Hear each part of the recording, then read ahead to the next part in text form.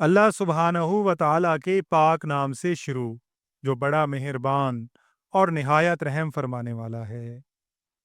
ناظرین اکرام، اکاڑا کا رہائشی ایک نبینا شخص شیر ربانی حضرت میاں شیر محمد شرک پوری رحمۃ اللہ علیہ سے ملاقات کرنے کی آرزو رکھتا تھا، مگر اس زمانے میں چونکہ ذرائع آمد و رفت آسان نہ تھے، اس لیے اس کے لیے سفر دشوار تھا۔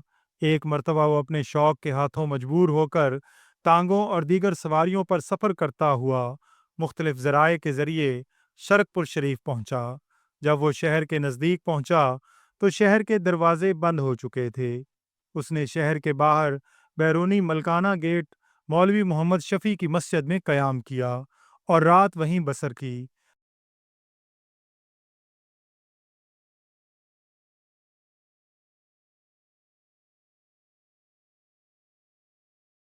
حضرت میاں شیر محمد شرک پوری اکثر اس مسجد میں تہجد کی نماز ادا کیا کرتے تھے۔ اس رات بھی آپ اس مسجد میں تہجد کی نماز کے لیے تشریف لائے اور تہجد کی نماز کے بعد وظائف میں مشغول ہو گئے۔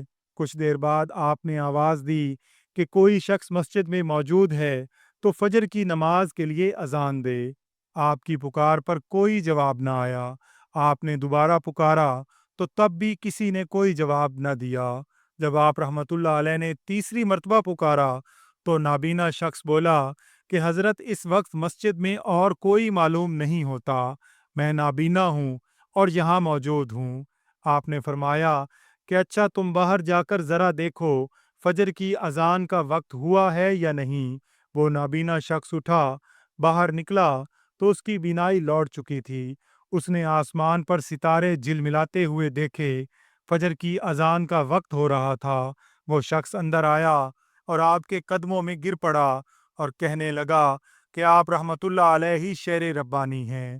آپ نے اس شخص کو اٹھایا اور کھانے کی کچھ چیزیں جو پاس موجود تھیں وہ اسے دیں اور واپسی کا کرایہ دے کر رخصت کیا اور فرمایا، تم اس بات کا ذکر میری زندگی میں کسی سے نہیں کرو گے۔ نگاہ ولی میں وہ تاثیر دیکھی، بدلتی ہزاروں کی تقدیر دیکھی۔ ناظرین اکرام، ویڈیو پسند آئی ہو تو اس کا اظہار کمنٹس میں ضرور کیجیے گا۔ اللہ تعالیٰ سے دعا ہے کہ اللہ تعالیٰ ہم سب کا حامی و ناصر ہو۔ آمین یا رب العالمین۔